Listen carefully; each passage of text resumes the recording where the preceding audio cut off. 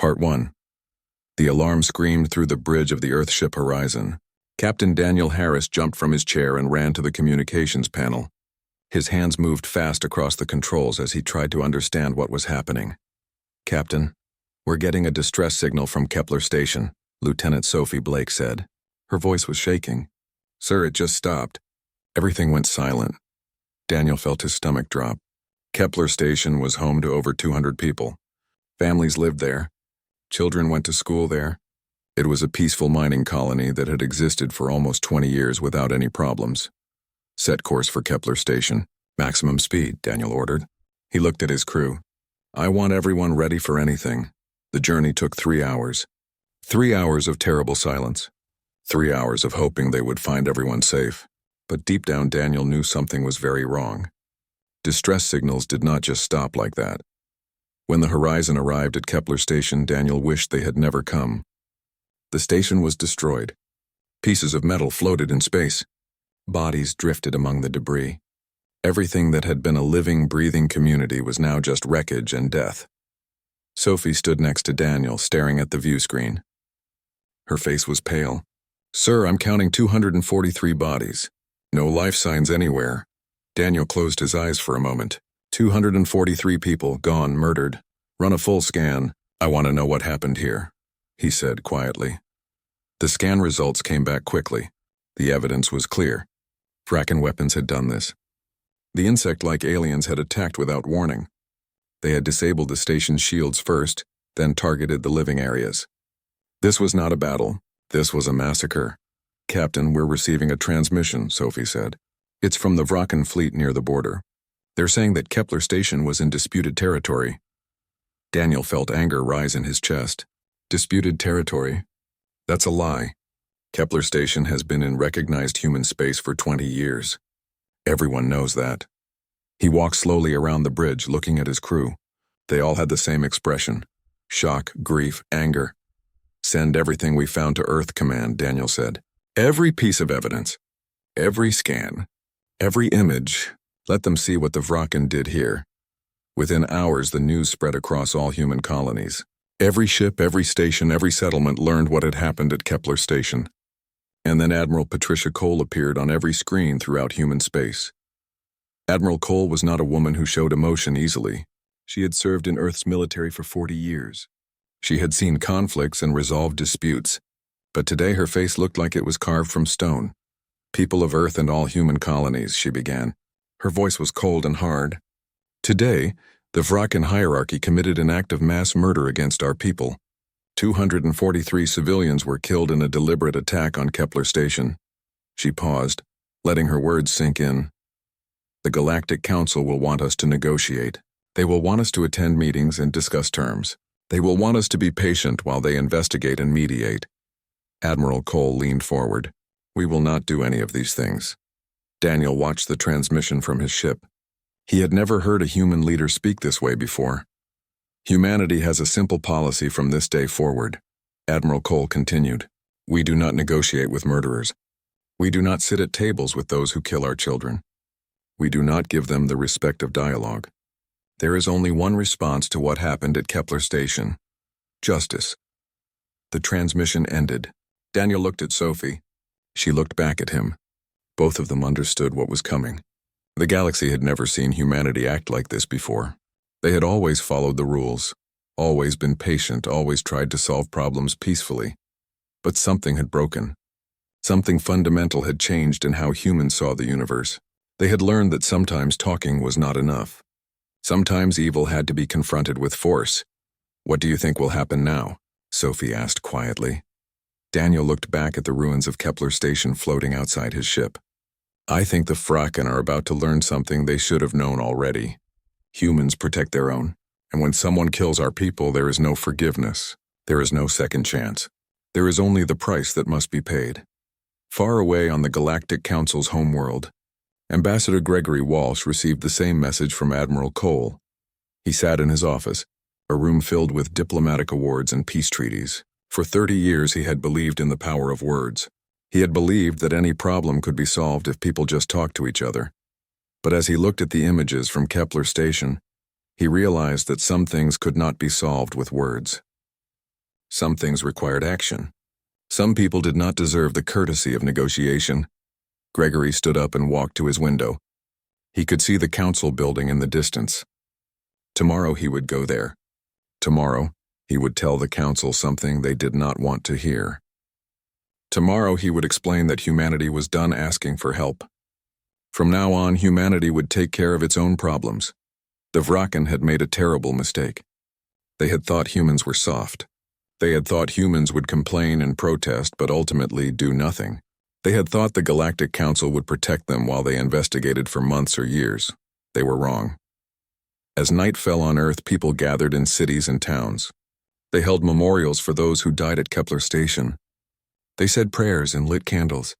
But they also made promises. Promises that this would never happen again. Promises that humanity would stand strong. Promises that murderers would face justice, not negotiations. The galaxy was about to learn something new about humans. They were patient and kind when treated fairly. They believed in peace and cooperation. But they also had a line that must never be crossed. And the Vraken had crossed it. What came next would shock every species in the galaxy. What came next would change how everyone saw humanity forever. What came next would prove that sometimes, the only way to stop evil was to fight it with everything you had. The warning had been sent. Humanity does not negotiate with murderers. Now the galaxy would see what that really meant. Part 2. The Galactic Council chamber was enormous. It had been built to show that all species were equal. The room was round with seats arranged in a circle. Every species had the same size chair and the same distance from the center. For 3,000 years, this room had been where conflicts were solved with words instead of weapons. Ambassador Gregory Walsh walked into the chamber and felt all eyes turned toward him. Some looked curious. Some looked worried. A few looked angry. Everyone knew why he was here. High Arbiter Thalen stood at the center of the room. Thalen was a crystalline being, tall and imposing. His species had founded the council thousands of years ago. When he spoke, his voice came through a translator as clear, formal English. Ambassador Walsh, we have reviewed Earth's statements regarding the Kepler Station incident. The Council is troubled by humanity's refusal to participate in our investigation process. Can you explain your government's position? Gregory had prepared for this moment. He had practiced what he would say. But standing here, looking at representatives from 16 different species, he suddenly felt very tired. Tired of explaining. Tired of asking for help. Tired of watching nothing happen while humans died. High Arbiter, thank you for allowing me to speak, Gregory began. His voice was calm but firm. Humanity's position is simple. We will not negotiate with murderers. We will not attend meetings where the Vraken are treated as legitimate partners in discussion. We will not pretend that what happened at Kepler Station is something that can be resolved through your normal procedures. A wave of whispers spread through the chamber. Counselor Mara, a furry mammalian creature from the planet Delthera, spoke up. Her species was known for philosophy and deep thinking. Ambassador Walsh, I understand you are upset, but violence in response to violence only creates more violence. Surely you see that refusing to talk will only make things worse. Gregory looked at Counselor Mara. He had always liked her. She was intelligent and kind. But right now her words made him angry. Counselor, let me be very clear about what happened at Kepler Station. The Vraken did not accidentally hit a military target. They did not make a mistake during a border patrol. They deliberately disabled our defenses and then systematically murdered everyone in the civilian quarters. Children were killed in their beds. Families were executed together. This took planning and effort. He pulled up holographic images. The council chamber filled with pictures of Kepler Station before and after. Before it showed a bustling community. After it showed only death and destruction. 243 people, Gregory said quietly. That's not a number. That's not a statistic. That's 243 individuals with names and families and dreams, and the Vraken killed them all. High Arbiter Thalen's crystalline form seemed to shimmer. We understand your pain, Ambassador. But the Council has protocols for situations like this. There will be a full investigation. If the Vraken are found guilty, there will be penalties. Reparations will be paid. Justice will be served. How long will this investigation take? Gregory asked. These matters require thoroughness. Perhaps 6 months for the initial investigation, then another 6 months for a year, Gregory interrupted. You want humanity to wait a year while you investigate something we already have complete evidence for. And at the end of that year, what happens? The Vraken pay some credits and promise not to do it again? Another council member spoke up. This one was from a species called the Kelterans, amphibious beings who valued peace above everything else. Ambassador, what alternative do you suggest? If every species responded to tragedy with military force, the galaxy would be in constant war. The Council exists to prevent that. Gregory nodded slowly. You're right, Counselor. The Council does exist to prevent war, but it has failed. For months, we brought evidence to you about Vraken aggression, border violations, military buildup, threatening communications. Each time you told us to be patient. You told us not to overreact. You told us to have faith in the process. He looked around the chamber, meeting the gaze of each representative. Where was the Council's process when Kepler Station was being attacked? Where was your investigation when Vraken ships disabled our shields? Where was your mediation when our children were being murdered? The chamber fell silent. No one had an answer. Then the Vraken ambassador stood. His name was Krell, and he was a warrior from a species that valued strength above all else. His translator gave his clicking speech a harsh, aggressive tone. The human speaks of justice, but what he really wants is revenge. His species is young and primitive. They do not understand the sophisticated systems we have built over millennia. They want to lash out like wounded animals. Gregory felt his hands clench into fists. He took a deep breath before responding. Ambassador Krell, humanity may be young compared to other species, but we understand one thing very clearly. We understand that there are some acts so terrible that they cannot be forgiven through diplomacy. Murder is one of those acts. So you choose war? Krell asked, his mandibles clicking in what might have been amusement. We choose justice, Gregory replied. If you want to call that war, that's your choice. But understand this clearly. Humanity will not sit in this chamber and debate with those who killed our people. We will not treat the Vraken as a civilization worthy of respect until they face consequences for what they have done. High Arbiter Thalen tried to restore order. Ambassador Walsh, surely there must be some middle ground. Some way we can address your concerns while maintaining the Council's authority. Gregory shook his head. High Arbiter, humanity has lost faith in the Council's authority. You had the power to stop this before it happened. You chose not to use it. Now we will handle this ourselves, then what does that mean? Thalen asked. There was concern in his voice now. It means humanity is no longer bound by Council restrictions on military action. It means we will do whatever is necessary to bring those responsible for Kepler Station to justice. And it means the Vraken will learn that some species cannot be bullied without consequences. The chamber erupted in arguments and debates. Some species were angry at humanity's defiance. Others were worried about what would happen next. A few seemed quietly supportive, though they said nothing out loud. Gregory watched it all with a strange sense of detachment. He had spent 30 years in this chamber, 30 years believing that words could solve anything, but today he understood something new. Words only worked when both sides wanted peace. The Vraken did not want peace. They wanted dominance, and the only language they understood was force. As the arguments continued, Gregory noticed something. The Taraxian ambassador, a reptilian being whose planet bordered Vraken space, caught his eye and gave a small nod. The Taraxians had suffered under Vraken aggression for decades. They had begged the Council for help and received only investigations and mediation. They understood exactly how humanity felt. Gregory realized then that this was bigger than just Kepler Station. This was about whether the Galactic Council could actually protect its members, or if it only protected aggressors by preventing victims from defending themselves. High Arbiter Thalen finally restored order. Ambassador Walsh, the Council cannot support unilateral military action. If humanity proceeds with this course, you do so against Council policy. Gregory stood tall. Then humanity stands against Council policy. We will not negotiate with murderers. We will not wait for investigations that lead nowhere. We will not allow our people to be killed while you debate procedures. He walked toward the exit, then turned back one last time. The Vraken wanted to test humanity's resolve. They wanted to see if we were soft. They wanted to know if we would hide behind the Council instead of defending ourselves. Now they have their answer. And High Arbiter, I suggest the Council pay close attention to what happens next. Because other species are watching too, and they're learning that your protection is not as strong as you claim. Gregory left the chamber. Behind him, chaos erupted once more. But he did not look back. Humanity had made its choice. Now the galaxy would see what humans were really capable of when their patience ran out. Part 3. Captain Lisa Monroe stood on the bridge of the destroyer Valiant and read her orders for the third time. They were short and direct. Find all Vrakan military ships near human space. Disable them. If they fight back, destroy them. Keep doing this until the Vrakan surrender the people who attacked Kepler Station. These were not the kind of orders Lisa had expected when she joined Earth's Navy. For her entire career, she had been told that space was about exploration and cooperation. Violence was rare.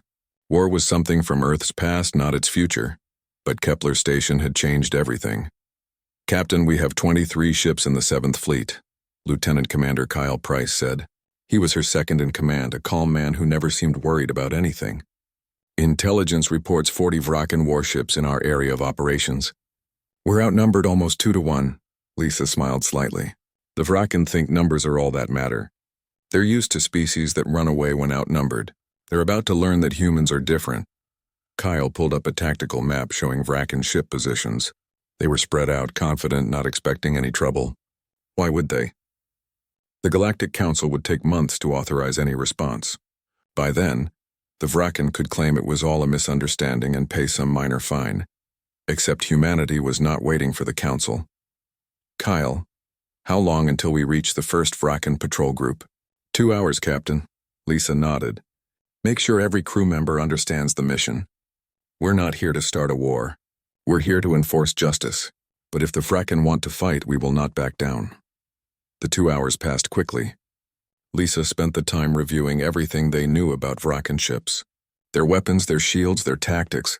The Vrakan were a warrior species. They respected strength and despised weakness. Negotiation was seen as cowardice in their culture. That was fine. Humanity was done negotiating anyway. "Captain, we're approaching the Arcturus belt," Kyle reported. "Sensors show 6 Vrakan cruisers ahead. They've detected us." "All ships, battle stations," Lisa ordered. Her crew moved with practiced efficiency. This was what they had trained for, even if they had hoped never to use that training. The view screen showed the 6 Vrakan ships. They were large, intimidating vessels covered in weapons. Their curved hulls were painted with the markings of the Vrakan hierarchy. These were not exploration ships or transports. These were warships built for one purpose: violence. "Open a channel to the Vrakan ships," Lisa said. "All frequencies." The face of a Vrakan commander appeared on the screen. His insect-like features were hard to read, but his mandibles were clicking in what Lisa recognized as amusement. "Human vessel, you are in Vrakan-controlled space. Turn around and leave, or we will disable your ships and take your crew prisoner." Lisa kept her voice calm and cold. "This is Captain Lisa Monroe of Earth Forces. You have 60 seconds to power down your weapons and prepare to be boarded. Any hostile action will result in the immediate destruction of your vessels." The Vrakan commander's mandibles stopped clicking. "You cannot be serious. The Council will never allow this. You are violating every treaty and law. 50 seconds. This is an act of war." "No," Lisa said. "This is justice. War is what your people started when they murdered our civilians. We are simply finishing it." 40 seconds.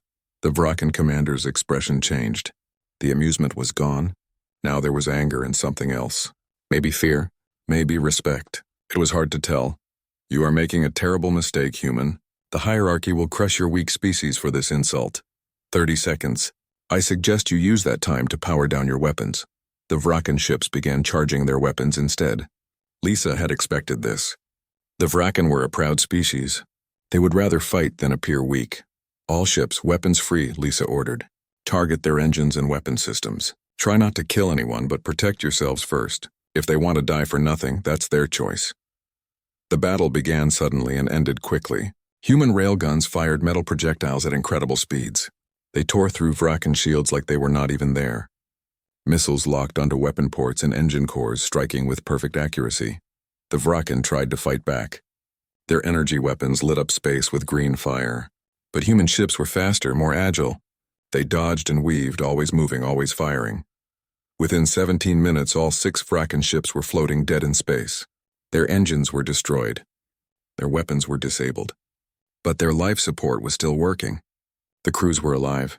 "Send boarding teams," Lisa ordered. "Secure those ships and take the crews into custody. They'll stand trial for their part in supporting the regime that murdered our people." Kyle looked at her with something like pride. "Captain, we just defeated 6 enemy ships without losing a single crew member." "That's incredible," Lisa shook her head. "It's not incredible, Kyle. It's just the beginning. This is happening all across human space right now. Dozens of engagements just like this one. The Vraken are learning a lesson they should have already known. Don't threaten humans unless you're prepared for the consequences." Across the galaxy, the same scene played out again and again. Human ships found Vraken patrols and gave them the same choice: surrender or be destroyed. Some Vraken chose surrender. Many chose to fight. All of them lost. The Galactic Council watched in shock as reports came in. 73 Vraken ships disabled or captured in 1 week. 0 human ships lost. It was not even a contest. It was a demonstration of power. What the Council did not understand was why. Why were humans so much better at this? The Vraken were supposed to be warriors. They had been fighting for thousands of years. How could a young species like humanity defeat them so easily? The answer was simple but terrible. Humanity came from a world of predators. Earth was a violent planet where only the strong survived. Humans had evolved to hunt, to fight, to kill when necessary. They had spent millions of years learning how to be efficient at violence. Other species had evolved on gentler worlds. They had learned to cooperate and negotiate because their planets allowed it. But Earth had taught humanity a different lesson. Sometimes survival meant being better at violence than those who threatened you. The Vraken were warriors by culture. Humans were warriors by nature. There was a difference. On the Vraken homeworld, the hierarchy's leaders met in emergency session. They had not expected this response. They had thought humans would complain to the Council and then do nothing. They had thought wrong. High Commander Zrak slammed his clawed hand on the table. "How is this possible? We have lost over 70 ships in a week. Our warriors are being captured or killed by these soft mammals. This is humiliating." His advisors had no good answers. The truth was embarrassing. Vraken warriors were trained to be aggressive and proud. Human warriors were trained to win. Aggression without skill was just noise. "What do we do?" one advisor asked quietly. Zrax looked at the tactical displays showing human fleet positions. They were everywhere, blockading Vraken-space, intercepting supply ships, making it clear that this would not stop until the hierarchy met human demands. "We have a choice," Zrax said slowly. "We can continue fighting and lose everything. Or we can negotiate." "Negotiate?" "The humans said they will not negotiate with us." Zrax nodded. "They will not negotiate about whether we committed a crime. They already know we did, but they might negotiate about what happens next. If we give them what they want." "You mean surrender the warriors who attacked Kepler Station?" "I mean give them the people responsible before they destroy our entire fleet and invade our home world. Because make no mistake, that is where this is heading. The humans are not playing games. They are not trying to scare us. They are preparing to end us." The room fell silent. Every Vraken in the chamber understood what this meant. Their species had made a catastrophic error. They had mistaken human patience for weakness. They had thought that because humans talked about peace, they were not capable of war. Now they knew better, and the price of that knowledge was going to be very high. Back on the Valiant, Lisa received new orders. The Vraken hierarchy was assembling a massive battle fleet. 200 warships were gathering to attack human colonies directly. It was a desperate move, a last attempt to force humanity to back down. Lisa read the orders and smiled grimly. The Vraken still did not understand. Numbers did not matter. Pride did not matter. All that mattered was who was willing to do whatever it took to win, and humanity had already proven they were willing to do anything to protect their own. Part 4. The news of the Vraken battle fleet spread across the galaxy within hours. 200 warships, the largest force the hierarchy had assembled in centuries, were heading directly toward the core human colonies. If they reached their target, millions of humans would die. On Earth, in the Military Command Center, Admiral Patricia Cole stood before a massive holographic display showing the approaching threat. Around her, dozens of officers worked at their stations, coordinating the response. But everyone kept glancing at the display, watching those 200 red dots moving closer to human space. General Benjamin Grant stood beside the Admiral. He was a big man with gray hair and a face that rarely smiled. Today he looked even more serious than usual. "They're trying to force us to back down," he said quietly. 200 ships is enough to destroy any colony they reach. They want us to negotiate to save civilian lives." Patricia shook her head. "They don't understand us at all. If they attack civilians again, we won't negotiate. We'll destroy them completely. Every ship, every base, every military installation they have. We'll reduce their ability to wage war to nothing. The Council is going to lose their minds over this, Grant observed.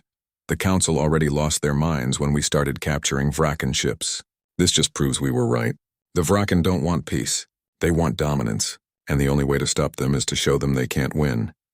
Patricia pulled up another display showing human fleet positions. 60 ships under the command of Commodore Daniel Harris were moving to intercept the Vrakan fleet at a location called the Deneb Crossroads. It was a strategic point where the Vrakan would have to pass to reach human colonies. 60 ships against 200. The numbers looked terrible, but Patricia was not worried. She knew something the Vrakan did not. For the past 3 weeks, while human ships had been fighting Vrakan patrols, Earth shipyards had been working day and night, building new weapons, installing new systems, preparing for exactly this moment. Send a message to Commodore Harris, Patricia ordered. Tell him the Vrakan fleet is his problem now. And tell him the whole galaxy is watching. Let's show them what humanity can really do.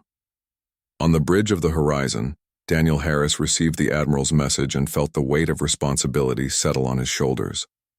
He had been promoted to Commodore after finding Kepler Station. Now he commanded a task force of 60 ships, and he was being asked to stop a force more than 3 times his size. Sophie Blake, now his executive officer, ran through final system checks. Sir, all ships report ready. The new weapon systems are online and calibrated. We're as prepared as we can be. Daniel nodded. He walked to the view screen and looked out at the stars. Somewhere out there, the Vrakan fleet was coming. 200 ships filled with warriors who thought they were going to intimidate humanity into submission. They were wrong.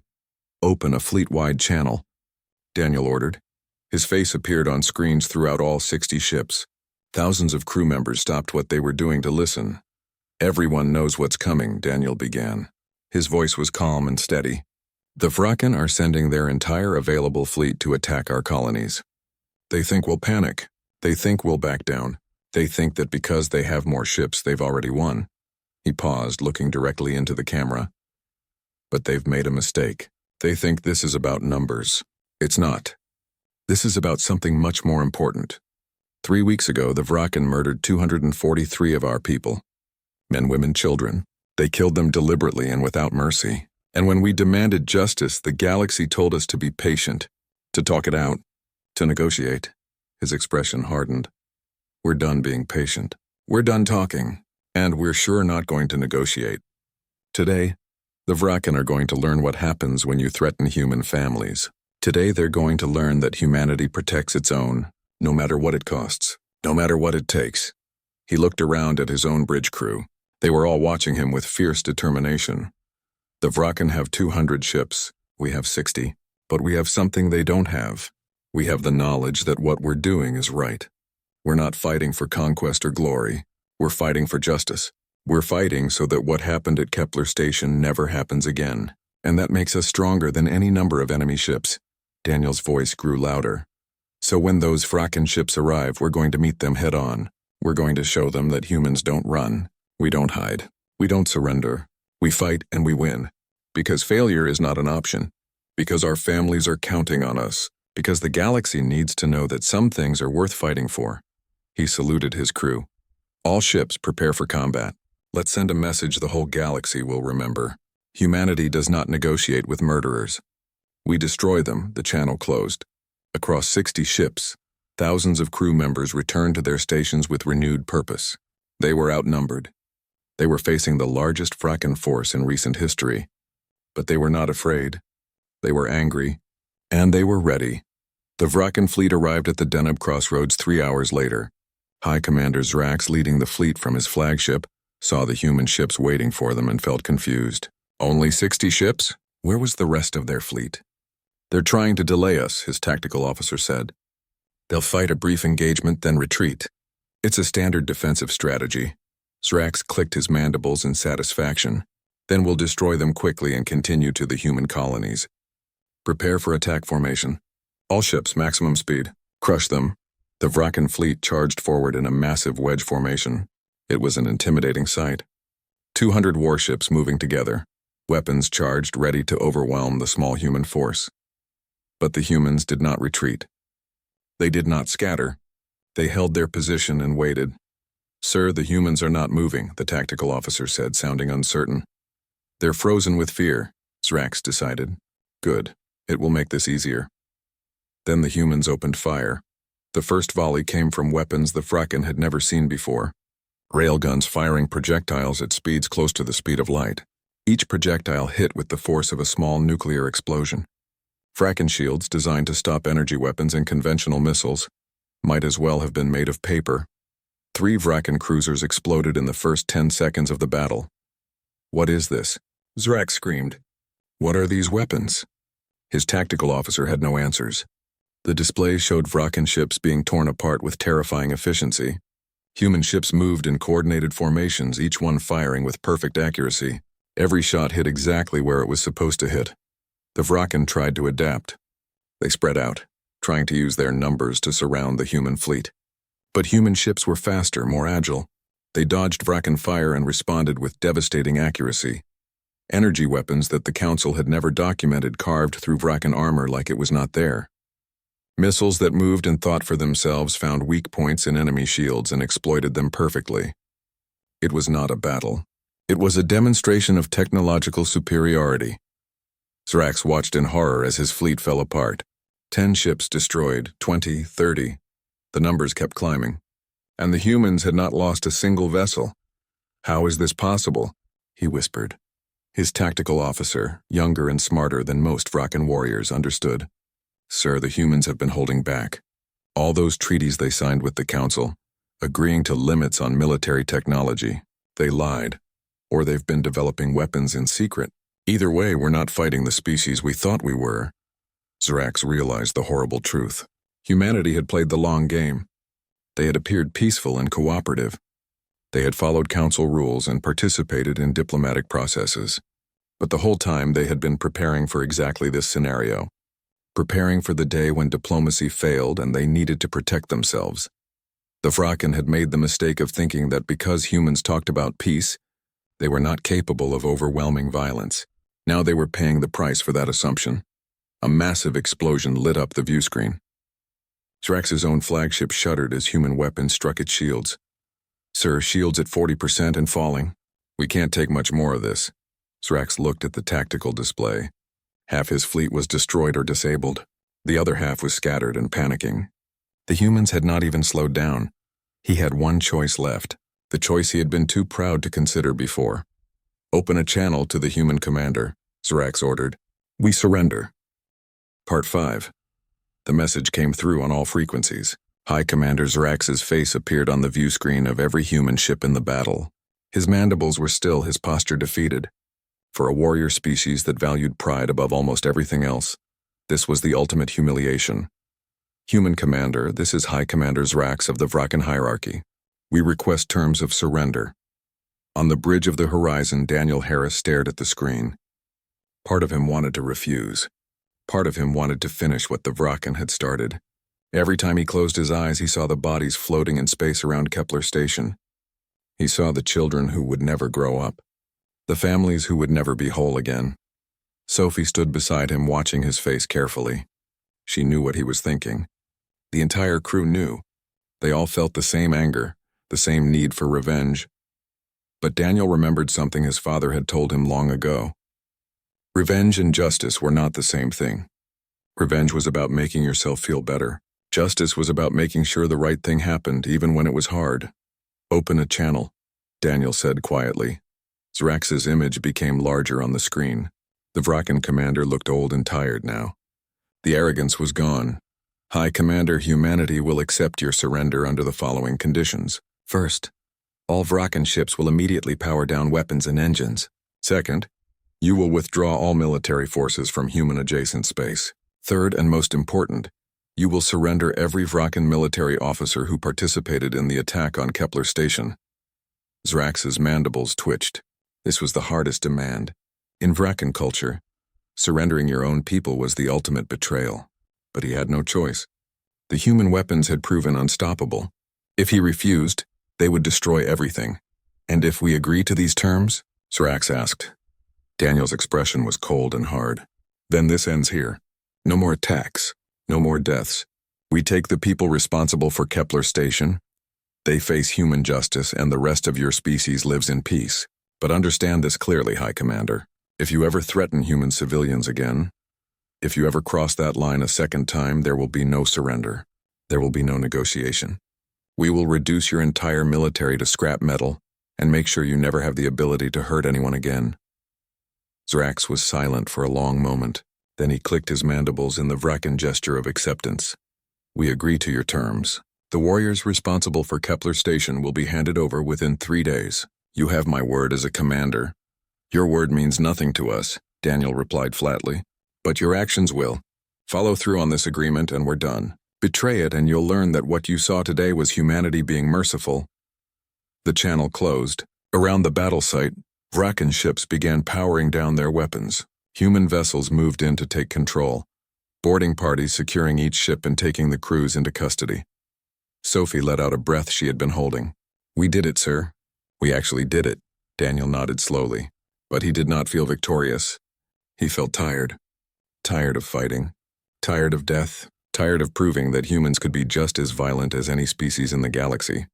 Send a message to Earth Command, he said. Mission accomplished. The Vrakan fleet is neutralized. Casualties minimal. Heading home. As the horizon turned away from the battle site, Daniel looked one last time at the disabled Vrakan ships. He wondered if they understood yet. If they realized what they had unleashed. Humanity had not wanted this fight. They had tried every peaceful option first, but when forced to choose between protecting their people and following the Council's rules, there had been no choice at all. 3 days later, Ambassador Gregory Walsh stood once again in the Galactic Council chamber. The atmosphere was completely different from his last visit. Then the Council had been angry and dismissive. Now they were quiet and thoughtful. High Arbiter Thalen spoke first. His crystalline form seemed dimmer than before, as if the recent events had exhausted him. Ambassador Walsh, the Council has observed humanity's military actions against the Vrakan hierarchy. The results were decisive. Over 150 Vrakan ships were destroyed or captured with minimal human casualties. The Vrakan have surrendered those responsible for Kepler Station. Humanity has achieved its stated objectives. Gregory nodded. We have, High Arbiter. And now we're ready to discuss what comes next. What comes next? Counselor Mara asked. Ambassador, you have shattered centuries of precedent. You have proven that military force can achieve faster results than diplomacy. Do you understand what you've done? Other species are watching. Some are inspired. Others are terrified. The galaxy is changing because of humanity's actions. Gregory stood and addressed the entire chamber. Counselor Mara, you're right. The galaxy is changing, but not because of what humanity did. It's changing because the old system failed. For months, we brought evidence to this council about Vrakan aggression. We asked for help. We begged for intervention. And you did nothing. He looked around at each representative. The council has become so focused on process that it forgot about justice. You were more concerned with maintaining your procedures than protecting innocent lives. The Vrakan learned they could commit atrocities and face nothing worse than investigations and mediation. We showed them that's not true anymore. The Kelteran representative spoke up, his voice emotional. But at what cost, Ambassador? You have legitimized violence as a solution to disputes. How long before other species follow your example? How long before the galaxy descends into chaos?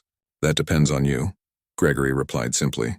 If the Council learns from this and becomes stronger, if you actually protect your members instead of just investigating crimes after they happen, then maybe no one else will need to do what we did. But if you continue as before, if you continue to value process over protection, then yes, other species will follow our example, because they'll have no choice. High Arbiter Thalen was silent for a long time. When he finally spoke, his voice was different. Sadder, perhaps, or maybe just wiser. Ambassador Walsh, the Council recognizes that we failed humanity. We should have acted sooner. We should have done more to prevent Kepler Station. For that, we apologize, the words hung in the air. This was unprecedented. The Galactic Council did not apologize. They mediated and investigated and issued statements, but they never admitted fault. Thank you, High Arbiter, Gregory said quietly. Humanity accepts your apology, but we need more than words. We need the council to change. What do you propose? Gregory had prepared for this question. First, the council needs an enforcement mechanism. Not just investigators and mediators, but actual forces that can intervene when crimes are being committed. Second, there need to be clear lines. Acts like the Kepler Station massacre should trigger immediate responses, not year-long investigations. Third, species that commit such acts should face real consequences, not just fines and promises. You're describing a military alliance, not a diplomatic council, Thalen observed. I'm describing an organization that actually protects its members, Gregory countered. The current system protects aggressors by preventing victims from defending themselves. That has to change. The Taraxian ambassador, who had been silent throughout the meeting, finally spoke. His reptilian features were unreadable, but his voice was firm. High Arbiter, my species has suffered under Vrakan aggression for decades. We brought countless complaints to this council. We followed every procedure perfectly. And nothing changed. The humans did in 3 weeks what you could not do in decades. They protected not just themselves, but sent a message to every species in the galaxy. There are lines that cannot be crossed. Perhaps it's time the council learned to enforce those lines instead of just discussing them. Other representatives began to speak up. Some supported the Taraxian position, others were still uncomfortable with humanity's actions. But everyone agreed on one thing: the old way was not working anymore. High Arbiter Thalen listened to it all. Finally, he made a decision that would change the Galactic Council forever. The Council will form a committee to explore Ambassador Walsh's proposals. We will examine ways to make our organization more effective at preventing atrocities, not just responding to them after the fact. This will take time, but we commit to meaningful change. Gregory nodded. It was not everything he wanted, but it was a start. Humanity will participate in that committee. We don't want to destroy the Council. We want to make it better. We want to create a galaxy where what happened at Kepler Station never happens to anyone, from any species. As the meeting ended and representatives filed out of the chamber, several species approached Gregory privately. The Taraxians thanked him. 2 other species, both of which bordered aggressive neighbors, asked for advice on how to strengthen their own defenses. The message was clear. Humanity's actions had given hope to species that had felt powerless. But there was also fear. Several species worried about human military power. They worried about what humanity might do next. Gregory understood their concern. Humanity had proven they could be devastatingly effective at violence when necessary. That was both reassuring and terrifying, depending on which side you were on. Later, Gregory stood alone in his office looking out at the stars. He thought about Kepler Station.